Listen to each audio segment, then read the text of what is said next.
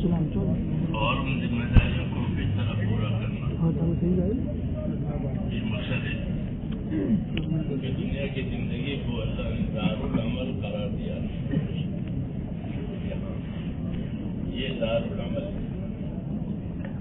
کہ اپنے عمل کو صحیح بنائیں. دل و شمال حساب ہے اليوم عمل ولا حساب ولا عمل. یہ دارالعمل ہے اور اپنے عمل کو درست کرنے کے لیے کچھ چیزوں کی ضرورت پڑتی ہے. جیسے کہیں چلنا ہو جانا ہو تو رہبری کی ضرورت ہوتی ہے. ایسے عمل کو درست کرنے کے لیے یا عمل کو درست کرنے کے لیے علم کی ضرورت پڑتی ہے. اس لیے اللہ تعالیٰ نے دو ہی چیزیں بڑی دی ہیں. یہ کہتے ہیں ایک ایمان دیا اور ایک علم دیا. امام غزالی رحمۃ اللہ علیہ کی یہی رائے ہے کہ دو ہی چیزیں بڑی ہیں. ایک ایمان بڑی چیز ہے اور ایک علم بڑی چیز ہے. کہ ایمان اللہ کے تعلق کا نام ہے کہ اللہ سے تعلق پیدا کرو. اس نے پیدا کیا ہے اور وہی پرورش بھی کرنے والا ہے. اس لیے اس سے تعلق پیدا کرو. یہ کون سا تعلق پیدا ہے؟ اللہ کا تعلق سب سے ہے. ایک تعلق تو ربوبیت کا ہے. ہمارا اللہ سے تعلق عبدیت کا ہے. ہمارا اللہ تعالیٰ سے جو تعلق ہے وہ عبدیت کا تعلق ہے کہ اللہ تعالیٰ نے ہم کو عبادت کے لیے پیدا کیا ہے، اپنا بندہ بنایا ہے. تو عبدیت کا تعلق ہم کو دیا ہے اللہ تعالیٰ نے. اس لیے ہمارے ذمہ عبدیت کے حقوق ہیں. معاذ بن جبل رضی اللہ عنہ سے حضور نے پوچھا یا معاذ تدری ماذا حق اللہ؟ یہ معاذ آپ کو معلوم ہے اللہ کا کیا حق ہے؟ عرض کیا مجھے نہیں معلوم ہے. فرمایا اللہ کا حق یہ ہے کہ اسی کی عبادت کی جائے گی، اس کے ساتھ کسی کو شریک نہیں کیا جائے گا. یہ اللہ تعالیٰ کا حق ہے. تو حق کی تعلیم دی جاتی ہے، حقوق کی معرفت کرائی جاتی ہے اس علم میں جو ہم کو ملا ہے. اللہ کے نبیوں کی طرف سے جو علم آیا اللہ کے بعد ان کے نبیوں کے پاس اور پھر نبیوں کی طرف سے امت کو دیا. تو اس کی غرض و غایت یہی ہے کہ اللہ کا کیا حق ہے. پہلے تو وہ ادا کرنا ہے. پھر دنیا حقوق کی جگہ ہے انسانوں کے لیے. دنیا انسانوں کے لیے حقوق کی جگہ ہے کیونکہ ان کے آپس کے تعلقات ہوتے ہیں. باقی مخلوق کے تعلقات نہیں ہیں. حیوانوں کے آپس میں کوئی تعلق نہیں ہے. پرندے کا بچہ جب اڑنے والا ہو جاتا ہے تو وہ اڑ جاتا ہے. کون ماں کون باپ کچھ نہیں. جیسے آپ کے فقہا کہتے ہیں کہ بقائے باہم، تو بقائے باہم کا جو تعلق ہے وہ کس میں ہے؟ وہ کس میں ہے؟ انسانوں میں. انسانوں کے علاوہ اور کسی میں بقائے باہم کا تعلق نہیں ہے. معیشت کے لحاظ سے بھی اور معاد کے لحاظ سے بھی. یہ دونوں لحاظ سے یہ آپس کے ایک دوسرے کے تعلقات ہیں. یہاں معیشت میں بھی تعلق ہے. ہر ایک کی ضرورتیں ایک دوسرے سے وابستہ ہوتی ہے. دھوبی کی ضرورت ہے پیسے کی، آپ کی ضرورت ہے کپڑے دھلانے کی. ان تعلقات کی وجہ سے معیشت چلتی ہے، روزگار چلتا ہے. بات سمجھ آ رہی نہیں؟ تو یہ معیشت کے تعلق ہے. ایسے ہی معاد کے بھی تعلق ہے. معاد کے بھی تعلق ہے.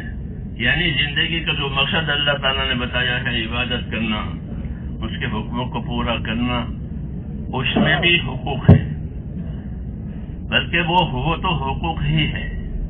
یہ دین کیا ہے؟ یا دین النصیحہ. دین کیا چیز ہے؟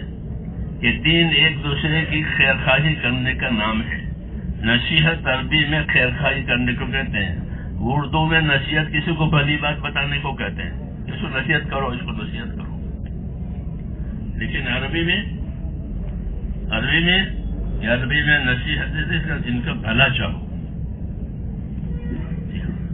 ان کا بھلا چاہو کہ ان کا بھلا ہو جائے.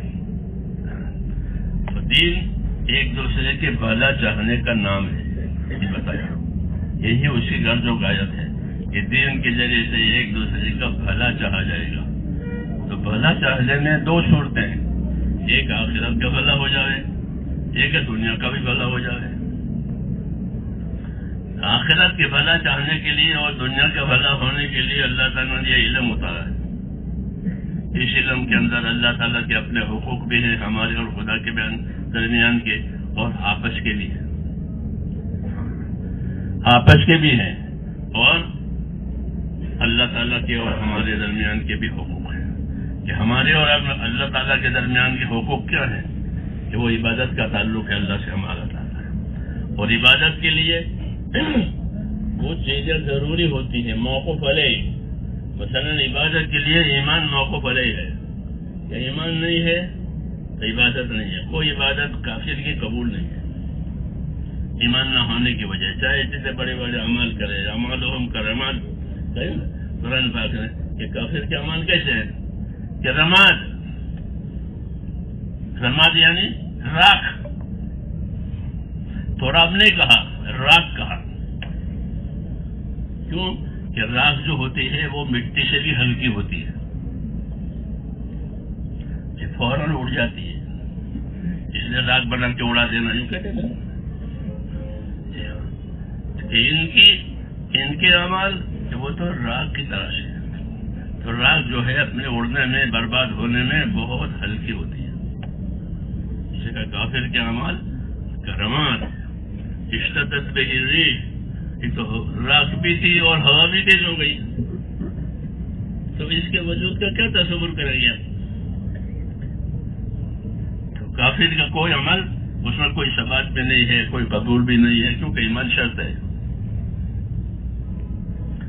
اس لیے تو ایمان بنانا ہے، اور ایمان کی تکمیل کے لیے ہی علم آتا ہے، تاکہ ایمان کی وجہ سے جو حقوق عائد ہوتے ہیں ان حقوق کو کیسے ادا کرے گا، اس کی تکمیل کے لیے اللہ تعالیٰ علم نازل کرتے ہیں. اس علم کی بڑی غرض اور بڑی غایت وہ یہ ہوتی ہے کہ اس علم کے ذریعے سے اطاعت کو صحیح کیا جائے. اس علم کے ذریعے سے اپنی زندگیوں میں اطاعت کو صحیح کیا جائے. وما ارسلنا من رسول الا لیطاع باذن اللہ، اس کو حسرت کے ساتھ فرمایا ہے کہ رسولوں کی بعثت جو ہے صرف اس لیے ہے کہ اطاعت زمین پر قائم ہو جائے اللہ کے فرمانے کی وجہ سے. وما ارسلنا من رسول الا لیطاع باذن اللہ، کہ اللہ کی اطاعت کی جائے. تو اصل غرض جو ہے وہ اطاعت ہے. اطاعت کی تاثیر ہے رحمت. اطاعت کی تاثیر ہے کہ اطاعت کی کیا تاثیر ہے؟ کہ اطاعت کی تاثیر رحمت ہے. اطیعوا اللہ واطیعوا الرسول لعلکم ترحمون. اطاعت کرو اللہ کی، اطاعت کرو اس کے رسول کی تاکہ تم پر رحم ہو جائے.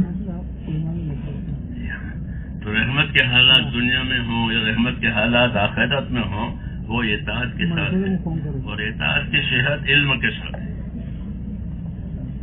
اطاعت علم کے بغیر صحیح نہیں ہوتی.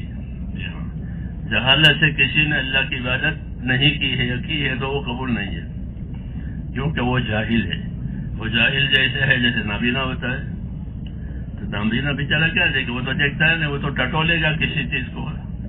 جی ہاں، اس کی معلومات اس کے ٹٹولنے پر ہے.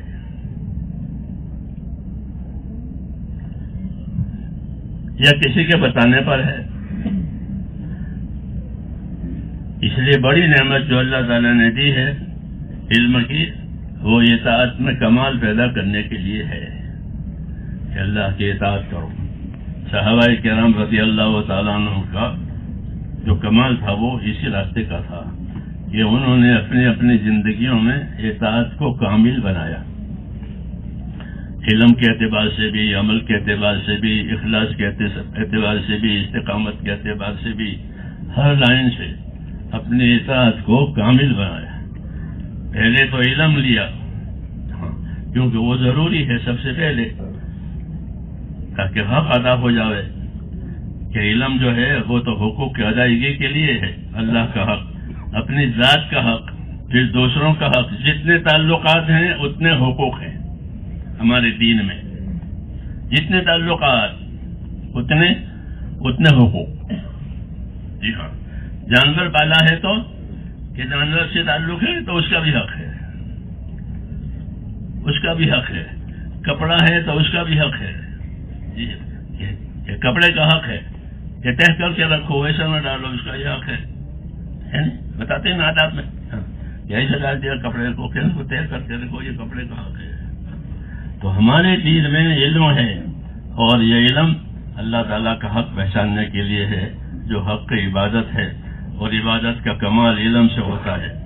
پھر عبادت کی صحت، اس کے احکام آتے ہیں، اور اس کی قبولیت کے احکام آتے ہیں کہ اس کی قبولیت ہو جاوے۔ کہ قبولیت کے لیے کیا چاہیے؟ کہ قبولیت کے لیے اخلاص چاہیے۔ قبولیت کے لیے یعنی اللہ کی پسند ہونے کے لیے، اللہ کے ہاں پسند ہونے کے لیے، اللہ کے ہاں مقبول ہونے کے لیے، اور اللہ کے راضی کرنے کے لیے بندے کے پاس کیا ہے؟ کہ اس کے پاس اخلاص ہے، کہ اپنے عمل کو خالص اللہ کے لیے کرے اور کوئی مقصد نہ ہو۔ انبیاء کرام کی دعوت میں، ان کی تعلیم میں یہ بڑی چیز ہوتی ہے کہ ان کی تمام دعوت، ان کی تمام تعلیم ہر قسم کے اغراض سے پاک ہوتی ہے، ہر قسم کے اغراض سے صاف، خالص اللہ کی رضا اور آخرت کی طرف۔ یہ دو چیزیں ہوتی ہیں کہ اللہ کو راضی کرنا ہے، اللہ کو راضی کرنا ہے، اور اپنی آخرت بنانی ہے راضی کر کے۔ اس لیے ایمان کو، اعمال کو یہاں بہت زور دیا جاتا ہے کہ اپنے ایمان میں اخلاص پیدا کرو۔ اخلص دینک یکفیک العمل القلیل، کہ اپنے دین میں اخلاص پیدا کر لو، اپنے عمل میں اخلاص پیدا کر لو، تو تھوڑا عمل بھی کافی ہو جائے گا۔ لمبا عمل لمبا نہیں ہوا، لمبا عمل کرنے کا وقت بھی نہیں ملا، لیکن آدمی کامیاب ہو گیا۔ ابو حریرہ کبھی اپنے لوگوں سے کچھ سوالات ڈالتے تھے اور پوچھتے تھے کہ بتاؤ یہ کیا چیز ہے، ان کو تعلیم دینے کے لیے۔ تو ایک دفعہ لوگوں سے پوچھا کہ بتاؤ، ایک آدمی ہے، ایک نماز نہیں پڑھی، وہ جنت میں گیا، ایک نماز نہیں پڑھی اور وہ جنت میں چلا گیا۔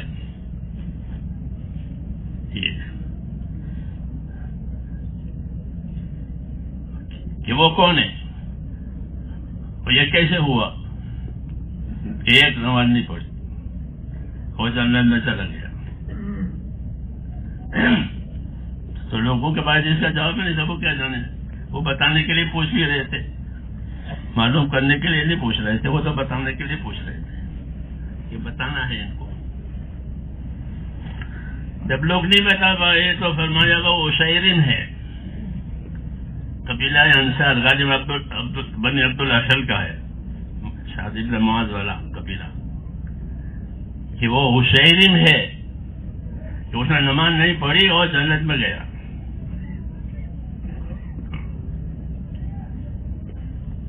بغیر نماز پڑھے کیسے جنت میں چلا گیا؟ کہ اس نے ایمان قبول کیا، پھر احد میں چلا گیا، وہ احد میں شہید ہو گیا، اس کو نماز کا وقت بھی نہیں ملا۔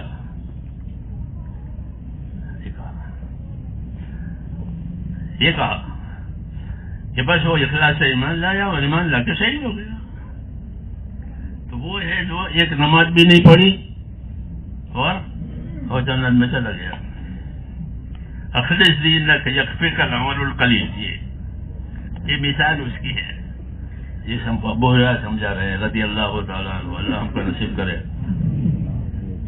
تو یہ تو دین میں اللہ تعالیٰ کے لیے کام کرنا، اخلاص، کہ تمام رگیں کٹ جائے، ایک اللہ والی بات رہے۔ ایک دفعہ ہم لوگ بنگلہ دیش میں تھے، تو مفتی زین العابدین صاحب اس وقت حیات تھے، تو ایک ٹول پر بیٹھ کر کے انہوں نے کہا اخلاص اخلاص، وہ سمجھا رہے تھے، اخلاص سمجھا رہے، تو مثال دے رہے تھے کہ جیسے مثلا اب یہ آپ حضرات کا اجتماع ہے اور حضرت یا ایسے کوئی بڑی ہستی آنے والی ہے، تو کیا کیا جاتا ہے کہ جو کچھ کیا جاتا ہے وہ سب حضرت جی کے حساب میں ہے. بھائی شامیانے کیوں لگ رہے ہیں؟ تو کیا جواب ہوگا؟ حضرت جی آ رہے ہیں. جی ہاں، اور یہ پانی آ رہا ہے اور یہ سبزی آ رہی ہے اور پیاز کے بوریاں آ رہی ہیں اور بہت سارے چپل بھی آ رہے ہیں وضو کرنے والوں کے لیے، تو یہ سب کیوں ہے؟ کہ حضرت جی آ رہے ہیں. جو کچھ ہو رہا ہے وہ سب حضرت جی آ رہے ہیں، حضرت جی آ رہے ہیں. یہی وجہ ہوگی یہ سب کیوں کر رہے ہیں کہ حضرت جی آ رہے ہیں. بھگوان ہم پیاز کی تھیلیوں کو اور ٹماٹر کے وہ اس کو کیا لینا دینا حضرت جی. لیکن کہ ان سب چیزوں کے آنے کی وجہ جو ہے وہ حضرت جی ہے.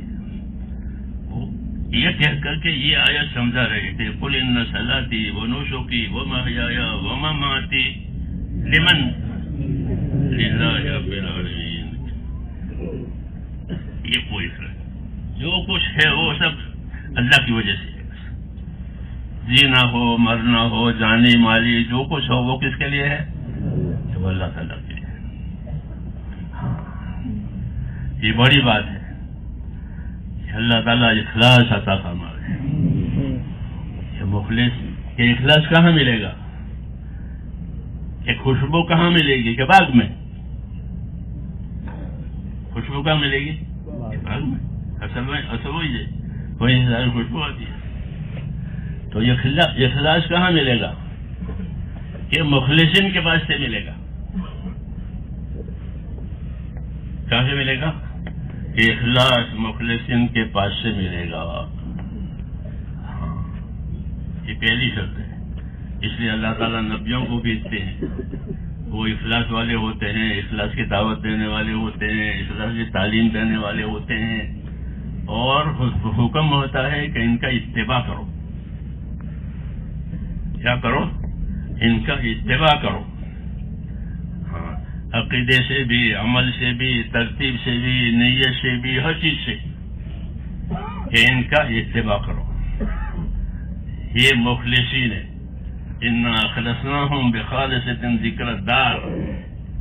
ہاں، اللہ نے ان کی صفت بتائی کہ ان کو ہم نے خالص بنایا ہے اور ان کے سامنے آخرت ہی آخرت ہے اور کچھ نہیں ہے. کہ اللہ کو راضی کر کے اپنے آخرت بنانی ہے. تو یہ مخلصین ہے. یہ ان کی صحبت سے اخلاص ملتا ہے.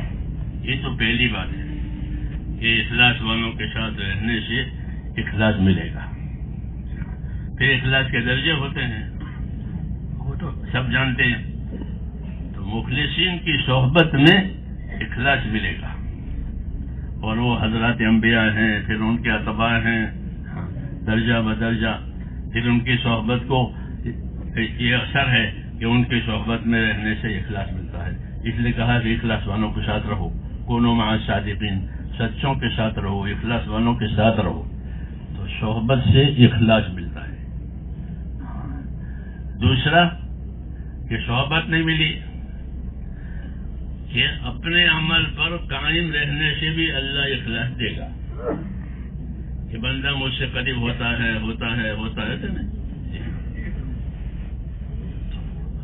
کہ اپنے عمل پر قائم رہے صحیح طریقے سے. یہ دوسری شکل ہے کہ اپنے عمل پر صحیح طریقے سے قائم رہے تو اللہ تعالیٰ اس کو اپنا قرب دیتے ہیں. کہ بندہ مجھ سے قریب ہوتا چلا جاتا ہے. تو یہ بھی اخلاص ہے. جی ہاں، کہ صحبتوں سے اخلاص ملتا ہے، استقامت سے اخلاص ملتا ہے. اس لیے ان چیزوں کے پیدا کرنے کی دعوت ہے، ان چیزوں کے پیدا کرنے کی تعلیم ہے کہ اپنے اندر اخلاص پیدا کرو. کہ اخلاص کے ساتھ کوئی چیز تھوڑی نہیں ہے، اور بغیر اخلاص کے کوئی چیز بڑی نہیں ہے. بڑی بڑی عبادتیں ہیں، بڑے بڑے، اور اخلاص نہیں ہے، یہ کچھ نہیں. تو اخلاص صحبتوں سے آتا ہے. مولانا الیاس رحمۃ اللہ علیہ حوصلہ افزائی فرماتے تھے کہ ہماری یہ جماعتیں یہ بھی اخلاص والے ہیں، یہ بھی اخلاص والے ہیں. کیوں کہ اپنی جان لگا رہے ہیں، مال لگا رہے ہیں، تابع داری کرتے ہیں، اصولوں کی پابندی کرتے ہیں. لینا کیا ہے؟ کیا لینا چاہتے ہیں؟ کچھ نہیں. ان کے اپنے کوئی ذاتی تقاضے نہیں ہے کہ ہماری جماعت ہے کہ یہ بھی اخلاص، یہ بھی صادقین میں سے کون مع صادقین سے، یہ بھی صادقین میں سے. باقی صدق کے درجے ہیں کہ یہ بھی صادقین میں سے ہیں. ان کے ساتھ رہنے سے اور اس عمل کے کرنے سے بھی اللہ تعالیٰ اخلاص دے گا. اور یہ بڑی چیز ہے کہ زندگی میں اللہ تبارک و تعالیٰ دین کے ساتھ ساتھ دین کے کاموں میں اخلاص ہے. لیکن اگر کسی میں نہیں آیا اخلاص تو کہ وہ نا امید نہ ہو، وہ تو آئے گا، کیونکہ اخلاص عمل میں آتا ہے. عمل ہی نہیں ہے تو اخلاص کس میں آئے گا؟ اللہم طہر قلبی من النفاق وعملی من الریا، معصوم دعا ہے، مسنون دعا ہے. اللہم طہر قلبی من النفاق وعملی من الریا، کہ میرے دل کو نفاق سے پاک کر دے اور میرے عمل کو ریا سے پاک کر دے. تو عمل ریا تو عمل میں آئے. اس سے بزرگ فرماتے ہیں کہ عمل پر لگے رہو، اخلاص بھی آتا رہے گا. جیسے کوئی پھل اپنے درخت پر لٹکتا رہتا ہے تو وہ اس میں بعض ساری چیزیں پیدا ہوتی ہیں، اس کی مقدار بھی بڑھتی ہے. وہ چھوٹا ہے وہ پھل تو بڑا ہو جائے گا، پھر اس کا رنگ بھی بدلتا ہے، خوش رنگ ہو جائے گا، پھر اس کی خوشبو بھی بدلتی ہے کیونکہ خوشبو بھی آئے گی، پھر اس کا ذائقہ بھی بدل جائے گا. شرط یہ ہے کہ اپنے درخت سے لٹکا رہے، یہ شرط ہے کہ اپنے درخت سے لگا رہے. مولانا صاحب یہ جملہ کہا کرتے کہ لگے رہو، اکثر یہ جملہ کہتے لگے رہو.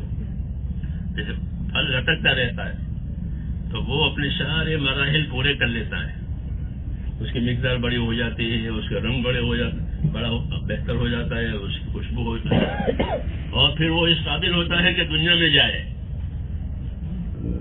ہاں، ایک قسم مالوں کی وہ ہوتی ہے جو باہر بھیجی جاتی ہے، جی ہاں، اور ایک قسم ہوتی ہے جو اندرون میں رہتی ہے. اگر یہ پابند رہا تو پھر اللہ تعالیٰ اس کی حیثیت بڑھا دیں گے اور پھر وہ دنیا کے لیے بہت بڑے نفع کا ذریعہ بنائے گا. صحابہ کرام یہی نصیحت کرتے ہیں کہ پابندی کے ذریعے سے اور قائم رہنے کے ذریعے سے اپنے اندر یہ صفات پیدا ہوتی ہے، اخلاص اور استقامت کی وجہ سے. مختلف قسم کی صفتیں اور صلاحیتیں اللہ تعالیٰ نے اپنے بندوں میں رکھی ہے. حدیثوں میں الناس معادن کمعادن الذهب والفضة، کہ لوگ اپنی جگہ ایسے قیمتی ہیں جیسے سونے اور چاندی کی کانیں ہوتی ہیں. زمین میں معدنیات اس کو نکالتے ہیں کھود کر کے، پھر اس کے دام اور بھاؤ دیے جاتے ہیں. ایسے ہی لوگ اپنی صلاحیتوں کے اعتبار سے، خاص کرتے یہ امت، اس امت میں اللہ نے بہت بڑی صلاحیت رکھی، بہت بڑی صلاحیت. اس صلاحیتوں کا حق پر لگنا ضروری ہے. خالی صلاحیت کافی نہیں ہے کہ صلاحیت حق پر لگے، تب اس کی قیمت ہے. اس لیے ہر صلاحیت والے کو دعوت دی جاتی ہے، جس کی دین کی حق کی دعوت دی جاتی ہے. ہر صلاحیت والے کو دعوت دی جائے گی، ہر شعبے والے کو دعوت دی جائے گی. معیشت کے شعبے ہیں، حکومتیں ہیں، تجارتیں ہیں، زراعتیں ہیں، مزدوری ہے، یہ معیشت کے شعبے کہلاتے ہیں. روزگار، زندگی گزارنے کے لیے ان سب کو دعوت دی جاتی ہے کیونکہ ان میں صلاحیت ہے، ان کی صلاحیتیں کام کریں. مولانا یوسف صاحب فرماتے تھے ہمارے دین میں ہر شعبے کے فضائل ہیں، ہر شعبے کے مسائل ہیں، ہر شعبے کے فضائل ہیں علم کے ذریعے سے، علم فضائل کے ذریعے سے ہر شعبے کے فضائل بتائے. تجارت کا شعبہ ہے، سچا اور ایماندار تاجر کہ وہ نبیوں کے ساتھ، صدیقوں کے ساتھ عرش الہی کے نیچے ہوگا. تجارت کے شعبے کی فضیلت، اقتدار کی فضیلت، انصاف کرنے والا حاکم وہ عرش الہی کے سایہ میں ہوگا. جی ہاں. ایسے ہی زمیندار میں دینداری آئی کہ اس کی کھیتی عبادت ہو گئی. ابن عباس فرماتے تھے کہ کھڑی کھیتی تسبیح پڑتی ہے اور اس کا ثواب کھیتی والے کو ملتا ہے. کھڑی کھیتی تسبیح پڑے گی. گندم کی کھیتی ہے تو کھڑی کھیتی فرماتے ہیں تسبیح پڑتی ہے اور اس کا ثواب کھیتی والے کو ملتا ہے. اور اگر کھیتی میں سے چوری ہو گئی، گنا کاٹ لیتے ہیں، چوری ہو گئی کہ چور تو چوری کر کے گیا، اس کو صدقے کا ثواب ملے گا کہ اس کی کھیتی میں چوری ہوئی ہے. چوری تو چور کے حق میں ہوئی اور کھیتی والے کے حق میں اس کو صدقے کا ثواب ملے گا جب وہ صدقہ کیا ہو. تو فرماتے ہمارے یہاں ہر شعبے کے فضائل ہے، ہر شعبے کے کہ مزدوری کرے، بیچارے کے 2 ہاتھ اور اس کے بیچ میں پیٹ ہے اس کا، اور کچھ اس کے پاس ہے نہیں، اس کی مزدوری ہے. صبح سے شام تک لوگوں کا مال اٹھاتا ہے، ڈھوتا ہے. کہ مزدوری کی فضیلت ہے، کہ مزدوری کیا فضیلت ہے. تو ہمارے حدیث شریف میں ہے کہ من امسا کالم بعمل یدہ امسا مغفورا لہ، کہ جو اپنی محنت مزدوری کی وجہ سے شام کو تھک کر کے چور ہو گیا کہ شام کو ہی اس کی مغفرت ہو جائے گی.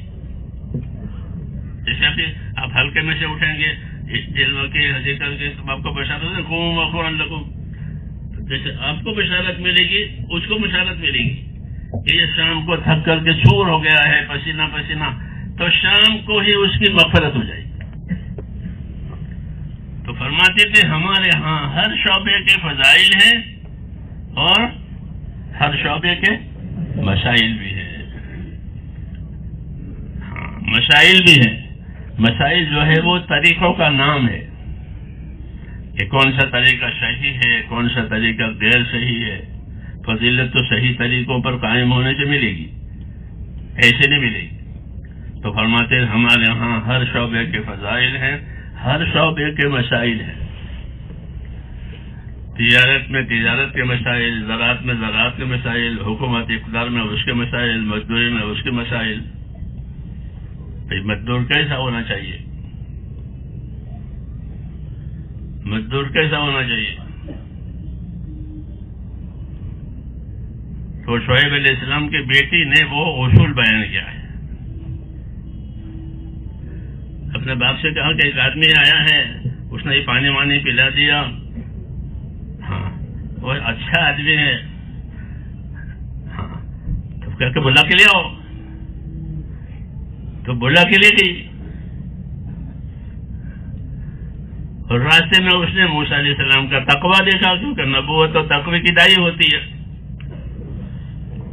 تو اس نے موسیٰ علیہ السلام کا راستے میں تقویٰ دیکھا کہ وہ آگے آگے چل رہی تھی تو اس کا دامن اڑ رہا تھا، پنڈلی اڑ رہی تھی. تو اس سے فرمایا تم پیچھے ہو جاؤ اور میں آگے رہوں، کہیں موڑ آیا بوڑنا آیا تو ڈھیلا پھینک دینا تو میں ادھر مڑ جاؤں گا. یہ اسے فرمایا. اس طرح وہ گھر پہنچے تو اس میں جا کر موسیٰ اپنے باپ سے ہی بات کری کہ ابا اس آدمی کو تو اپنے کام پر یہاں رکھ لو، کیونکہ ان کے بیٹے تو تھے نہیں، یہ بیٹیاں تھیں. کہ کیوں کہ ان خیر من استاجرت القوی الامین، اجارے کے اصول بتا دیے ان خیر من استاجرت القوی الامین، کہ بہترین مزدور اگر آپ کسی کو رکھیں تو وہ مزدور ایسا ہونا چاہیے جو اپنے کام کرنے میں قوت بھی لگاوے اور پھر تمام سامان میں تمام اعمال میں امین بھی ہو. یہ نہیں کہ مزدوری بھی کا مال بھی چراوے.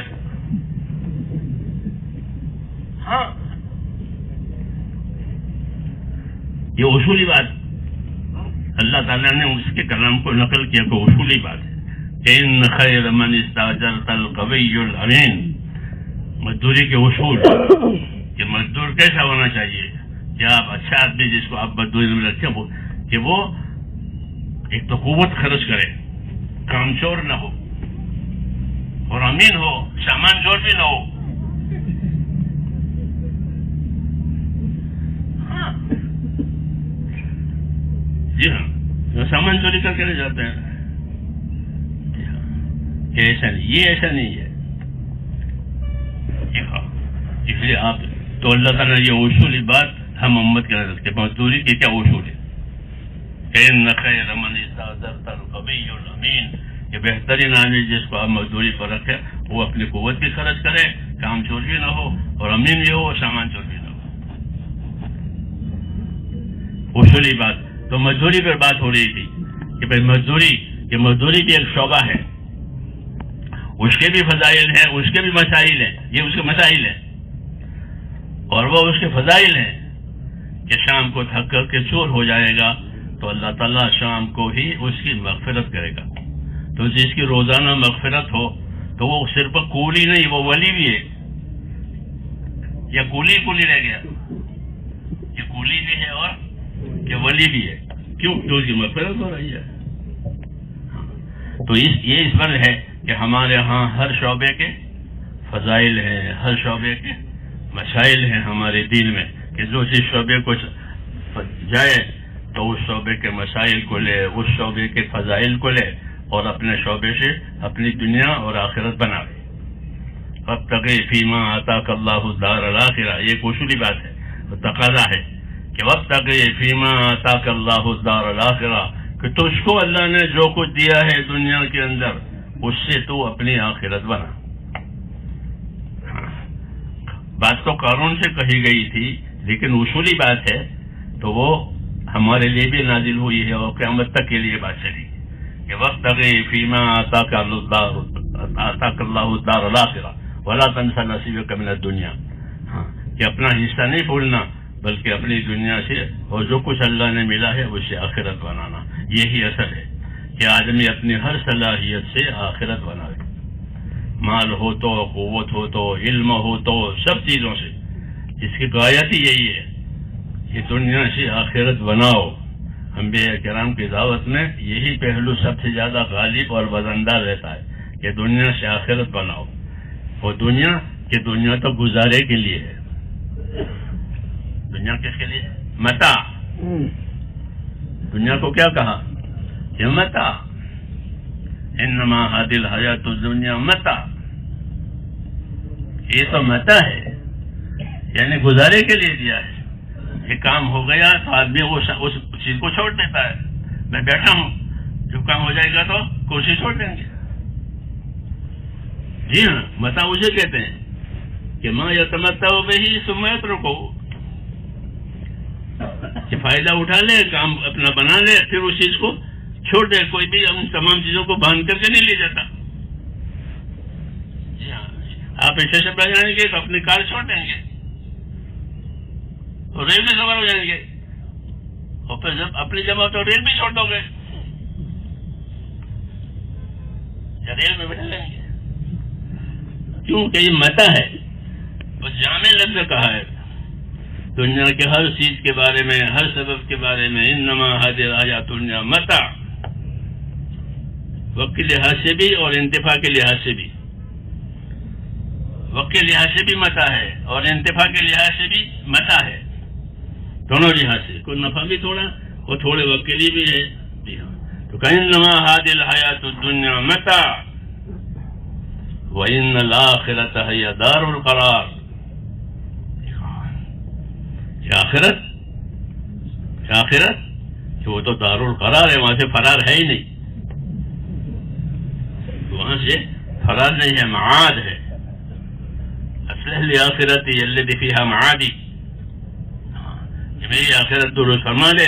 کیوں کہ وہ تو میرا اصلی ٹھکانہ ہے، وہاں سے پھر کہیں نہیں جانا ہے. تو اللہ تعالیٰ کے نبیوں کی دعوت میں اور ان کے علم میں یہ اصل ہے کہ دنیا میں حقوق ادا ہو جائیں اور آخرت میں وہ قبولیت ہو جائے. ہاں، اس لیے عمل کو بھی، عقیدے کو بنایا جائے گا، عمل کو بھی بنایا جائے گا، نیت کو بھی بنایا جائے گا، ترتیب کو بھی ملحوظ رکھا جائے گا. یہ دین میں ہے، یہ دین میں ہے کہ عمل بھی صحیح ہوگا، ترتیب بھی صحیح ہوگی. ترتیب بھی ضروری ہے، ترتیب بھی عمل کی ضروری ہے. ہاں، اسی لیے رسول بھیجا جاتا ہے تاکہ وہ نیت بتاوے، عمل بتاوے، ترتیب بتاوے کہ اس کی یہ ترتیب ہے. ہاں، اور ان تمام چیزوں کا تعلق علم دین سے ہے. علم دین سے، علم دین ہوا تو یہ ساری چیزیں زندگی میں آتی ہے. اس لیے اللہ تعالیٰ نے حضور صلی اللہ علیہ وسلم کو ہر لائن کا کامل علم دیا. اب کسی کی طرف رجوع کرنے کی ضرورت نہیں ہے، اور پھر یہ منسوخ بھی نہیں ہوگا.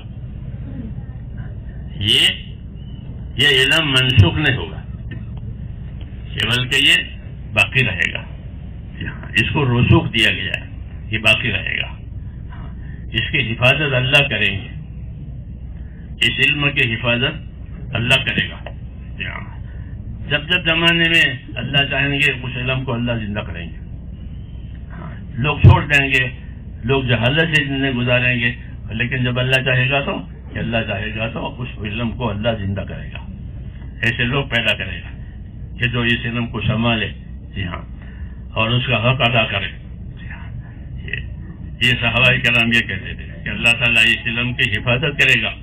ہاں، اور جب لوگ اس کے طلبگار ہوں گے اللہ ان کو علم دے گا، چاہے ماحول کتنا ہی بگڑا ہوا ہو، لیکن اللہ چاہیں گے اور ان کو دے گا علم. اس لیے یہ علم اللہ تعالیٰ کی نعمت بھی ہے اور اللہ کی امانت بھی ہے.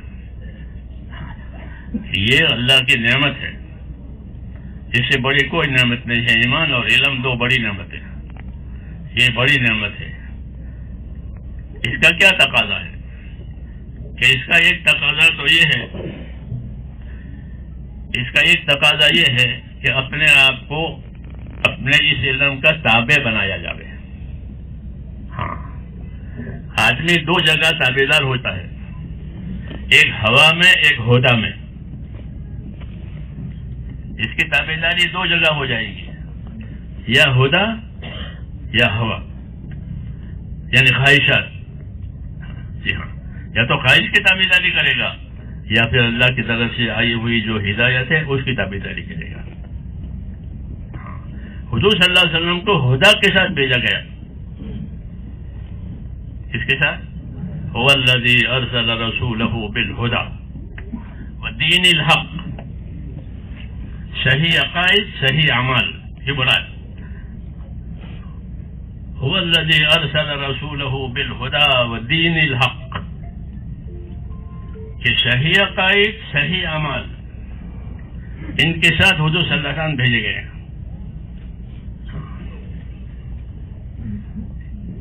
تو ہمارے پاس یہ دو چیزیں ہیں، عقائد کے اعتبار سے اور اعمال کے اعتبار سے. ہمارے پاس جو آیا ہے وہ بھی صحیح اور حق آیا ہے. هو الذی ارسل رسولہ بالہدی ودین الحق. اس لیے اس کا پہلا تقاضا یہ ہے کہ اس پر یقین کیا جائے. اس پر یقین کیا جائے کہ یہ حق ہے، اس کی تابع داری میں کامیابی ہے. ہاں، یہ پہلی بات ہے کہ اس پر یقین کریں، ایمان لاوے. یہ یقین کرنا، اور یقین کے ساتھ ساتھ اپنے آپ کو اس کا تابع کرنا، اس علم کا تابع کرنا. علم کے ساتھ تابع داری، اس کو استقامت کہتے ہیں. کہ جو علم ملا ہے اپنے آپ کو اس کا پابند بنایا، اور یہ تقاضا ہے کہ اپنے آپ کو اس کا پابند کرو. نبی سے بھی تقاضا ہے کہ فاستقم کما امرت، کہ جو جو اوامر آپ کے طرف آئے ہیں آپ خود اس کے پابند رہیں. اور دوسرے نمبر میں ومن تاب معک، ومن تاب معک اے ومن آمن معک، کہ جو آپ پر ایمان لائے وہ بھی استقامت کے ساتھ رہے. تو استقامت نبی کے لیے بھی ہوئی اور استقامت امت کے لیے بھی ہوئی کہ اپنے دین پر استقامت کے ساتھ رہے. جی ہاں، صحیح علم، صحیح عمل، صحیح نیت، صحیح ترتیب. یہ تقاضا ہے کہ صحیح علم ہو، صحیح عمل ہو، صحیح نیت ہو، صحیح ترتیب ہو. یہ اس علم کا تقاضا ہے کہ اس علم کی وجہ سے پھر ان کے عملوں کی قیمت بڑھ جائے گی. عالم کا جاگنا، عالم کا سونا، اس کی ہر خدمت اللہ کی طرف سے قابل قدر ہو جاتی ہے کہ ان کا سونا جاگنا سب اس علم کے تحت میں ہوتا ہے. احتسب فی نومتی کما احتسب فی قومتی، یہ کہتے تھے معاذ رضی اللہ عنہ کہ میں تو سو جاتا ہوں. دو بھیجے گئے تھے، ابو موسیٰ اشعری اور معاذ بن جبل، تو معاذ سو جاتے تھے اپنے وقت پر. تو اس کی وجہ انہوں نے بتائی کہ احتسب فی نومتی کما احتسب فی قومتی، کہ مجھ کو اپنے نیند میں اور سونے میں بھی ثواب کی ایسے ہی امید ہے جیسے جاگنے کا عبادت کرنے میں امید ہے. کیونکہ سونے میں سونے کا اخلاص ہے اور عبادت میں عبادت کا اخلاص ہے. مخلص ہے،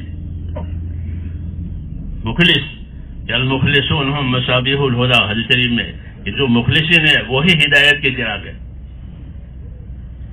جو مخلصین ہیں وہی ہدایت کے چراغ ہیں.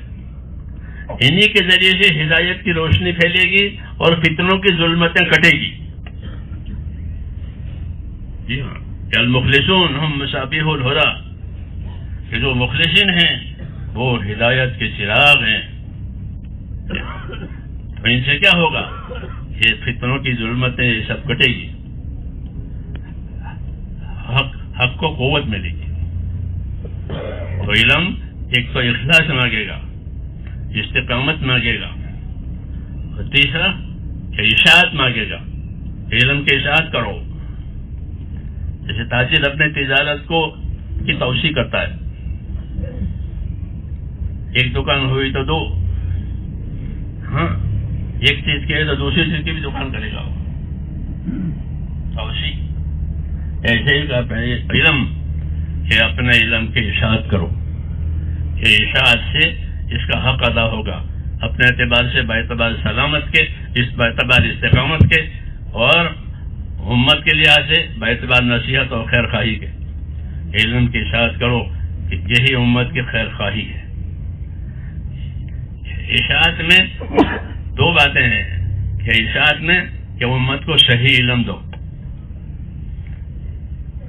کیسا علم دو؟ کہ صحیح علم دو، احتمال والا نہیں، زن گمان والا نہیں. ہاں، جو طلب العلم قبل الظانین ہے نہیں، ایک اثر ہے یہ کہ اٹکل سے بات کرنے والوں سے پہلے اپنا علم پختہ کر لو. لوگ میرے خیال میں یوں ہے، میرے خیال میں یوں ہے، میرے خیال میں یہ علم نہیں ہے. یہ لوگ ظانین ہے. ایسے لوگ پیدا ہوں اس سے پہلے اپنے علم میں رسوخ پیدا کر لو. یہ صحیح بات یہ ہے، صحیح بات یہ ہے، حق بات یہ ہے. تو ایک کہ اس کے تحقیق کا علم تحقیق کو چاہتا ہے. علم تحقیق کو، جو بات کرے، جو بات کہے وہ یہ تحقیق سے کرے، یہ اس کا حق ہے. دوسرا کہ دوسرا اس کی اشاعت کرے کہ جہاں جس اعتبار سے جیسی ضرورت ہو ویسا علم دے. استعداد کے اعتبار سے جیسے دوائیں دی جاتی ہے ایسے استعداد کے اعتبار سے علم بھی دیا جائے، تاکہ وہ علم ان کے اندر پختہ ہو جائے. تو یہ اس کا حق ہے کہ اس کی اشاعت کی جائے، اپنے آپ کو علم کا پابند کرایا جائے، اور جو منفی اثرات ہیں علم کے اس سے اپنے آپ کو بچایا جائے. کیونکہ یہ نعمت ہے تو نعمت کے منفی اثرات بھی پڑتے ہیں. جیسے مال بری چیز ہے، مال نعم المعونہ حدیث شریف میں کہ مال تو گزارے کے لیے بہترین چیز ہے، نعمت مانگنا، لیکن اس کے منفی اثرات بھی ہوتے ہیں، اس میں حرص پیدا ہوتا ہے، حسد پیدا ہوتا ہے. ایسے علم میں بھی اس میں کبر پیدا ہوتا ہے، اس کے اندر حسد پیدا ہوتا ہے. ہاں بڑی چیزیں یہ پیدا کرتی ہے، یہ کبر پیدا ہوتا ہے.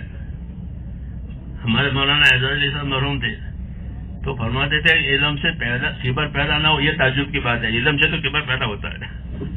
کیوں کہ تو اللہ کی خاص صفت ہے، علم اللہ کی خاص صفت ہے، اس کو پتہ پڑتا ہے تو آدمی میں جاتی ہے. لیکن یہ چیز ڈرنے کی ہے، یہ چیز ڈرنے کی ہے.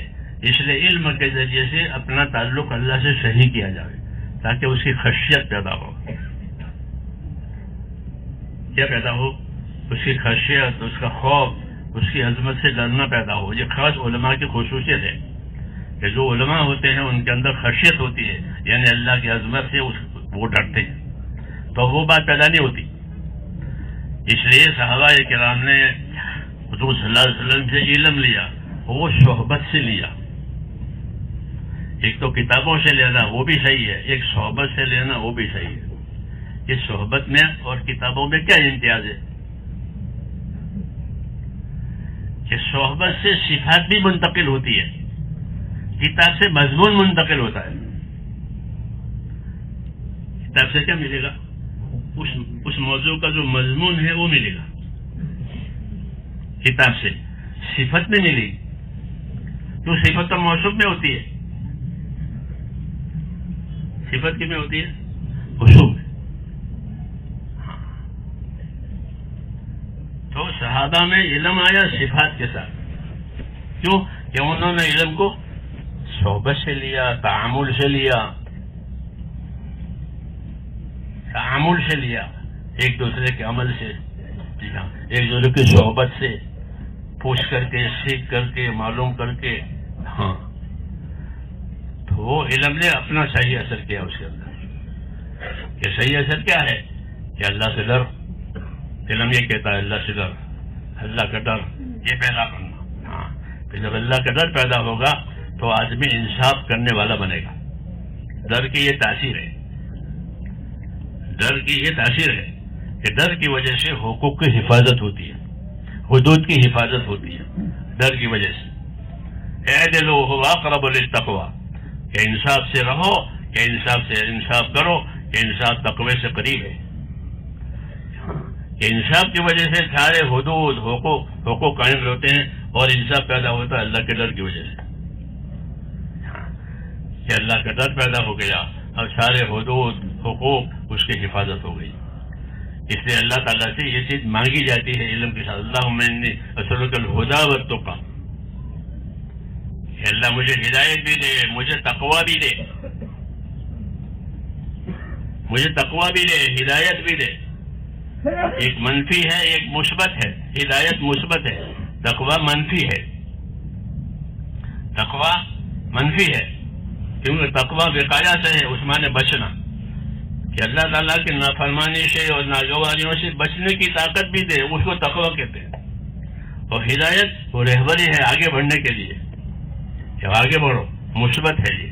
کہ اللہم انی اسألک الہدی والتقی، اے اللہ مجھے ہدایت بھی دے، مجھے تقوی بھی دے. ہاں تاکہ آگے بڑھنا بھی رہے اور بچنے کی جگہ سے بچنا بھی رہے، کہ اس کی وجہ سے حدود کی حقوق کی حفاظت ہوگی، اللہ کے ہوں یا مخلوق کے ہوں.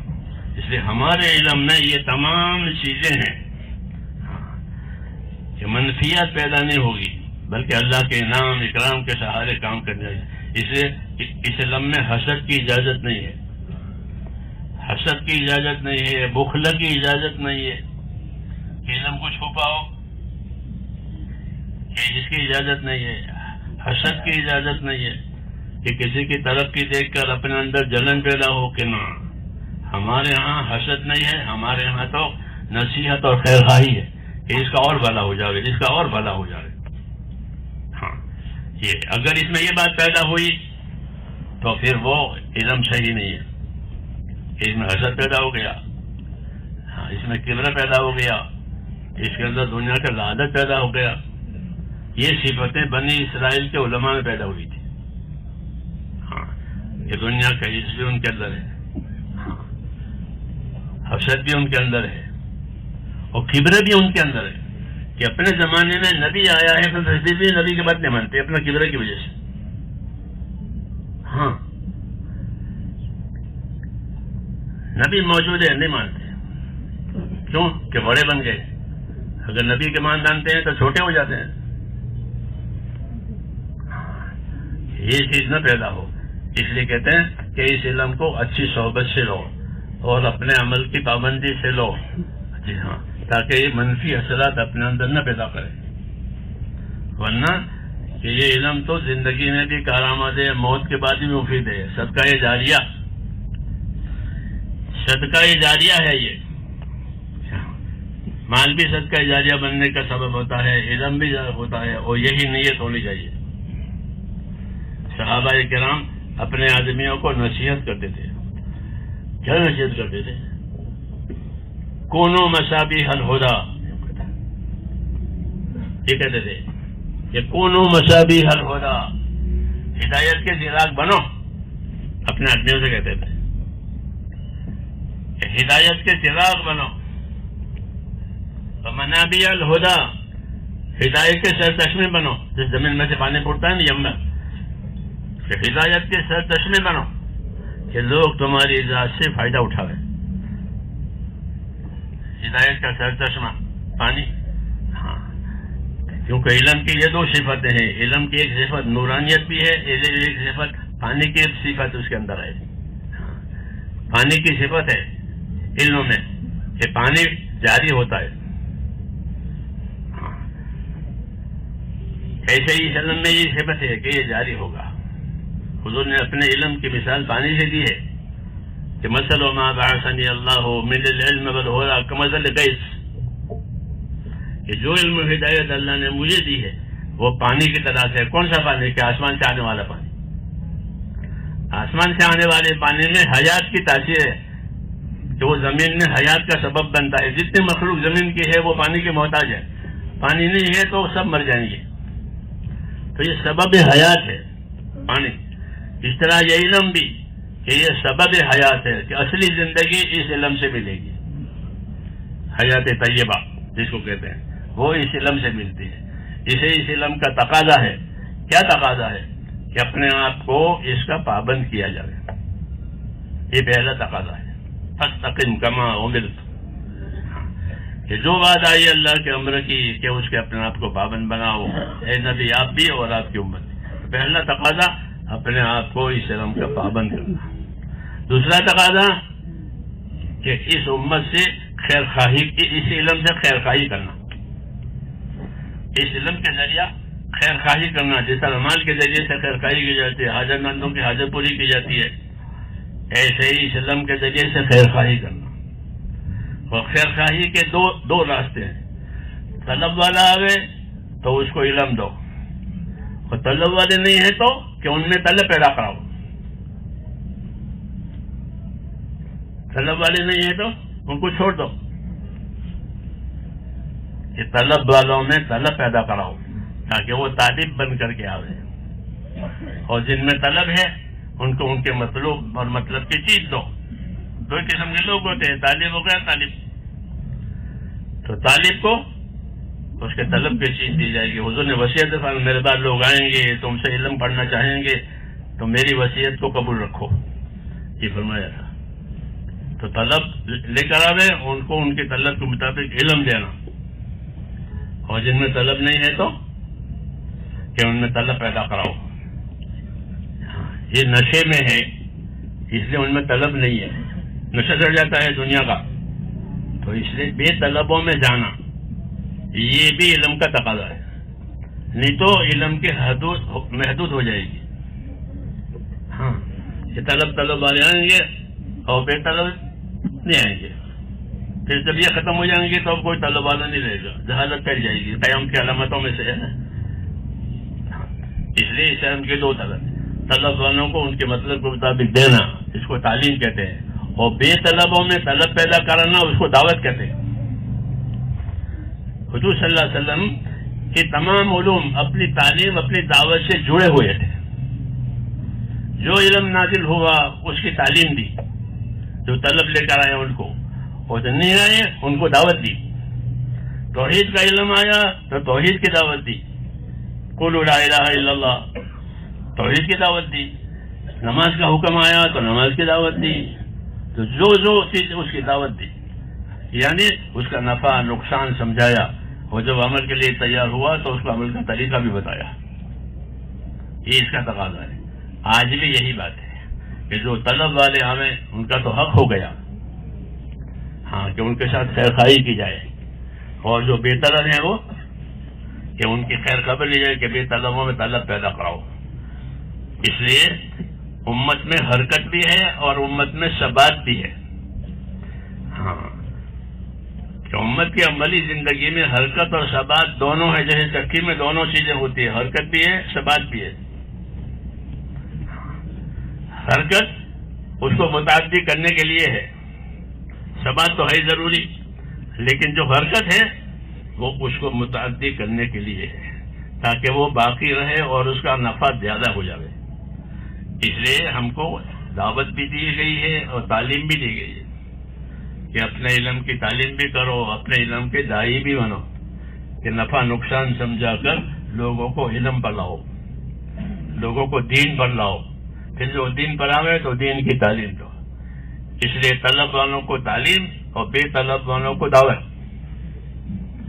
بے طلب لوگ ہیں کہ ان میں طلب پیدا کرنے کے لیے، آخرت سمجھانے کے لیے ان کے پاس جاؤ۔ شروع سے یہ سلسلہ چالو ہے۔ حضور صلی اللہ علیہ وسلم اپنا کام شروع کیا تو افراد کو بیچتے تھے، پھر افراد زیادہ ہو گئے تو وفود بیچتے تھے۔ بہت سے وہ لوگ جو وفود کی دعوت سے مسلمان ہوئے تھے، انہوں نے حضور صلی اللہ علیہ وسلم کو دیکھا نہیں، آپ کے وفود سے وہ مسلمان ہوئے۔ پھر حج میں یا کسی سفر میں حضور کو دیکھتے تھے وہ لوگ تو پوچھتے تھے انت رسول اللہ، محبت سے انت رسول اللہ، انا رسول اللہ، تو آپ رسول کو دیکھ لیا۔ ہاں، یہی بات ہے، یہی بات ہے کہ طلب والوں کو طلب کے اعتبار سے دیا جائے اور بے طلبوں میں طلب پیدا کرائی جائے، تاکہ وہ آخرت کی فکر کے ساتھ زندگی گزارے۔ وہ اصل ہے، آخرت ہی اصل ہے۔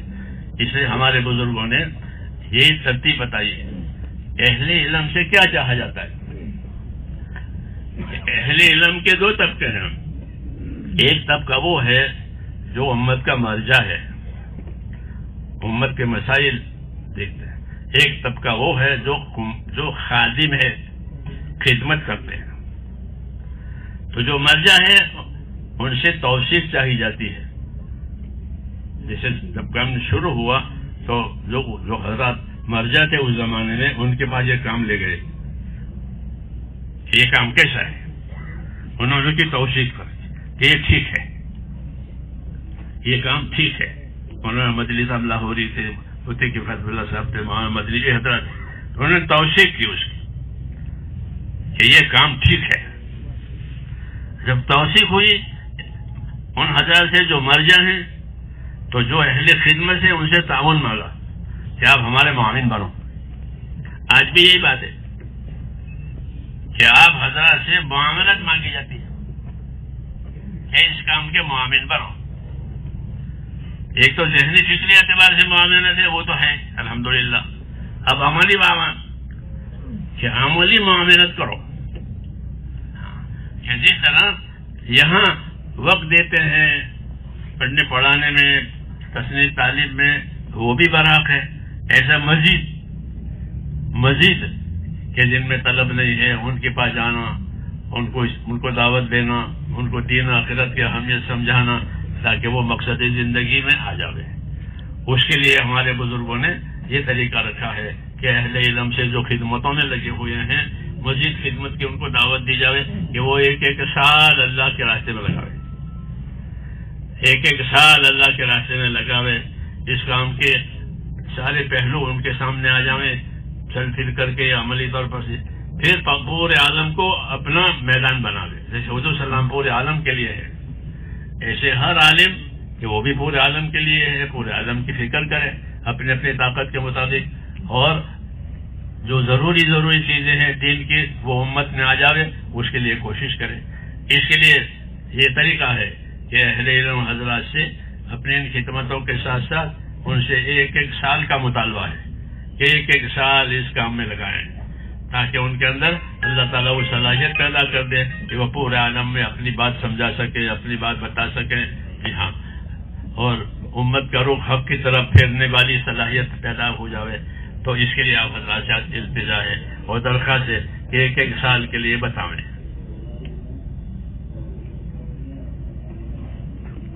السلام علیکم ورحمۃ اللہ وبرکاتہ۔ دوستو، یہ تھے حضرت جی مولانا ابراہیم صاحب دیولہ دامت برکاتہم رحمۃ اللہ، جو علماء اکرام میں بیان فرما رہے ہیں۔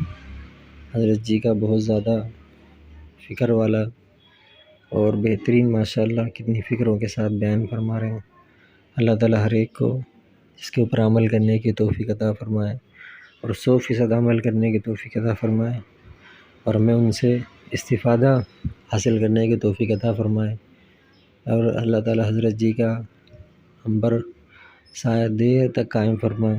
اللہ تعالیٰ سے دعا ہے ہم سب کو کہنے سننے سے زیادہ عمل کرنے کی توفیق عطا فرمائے۔ السلام علیکم ورحمۃ اللہ۔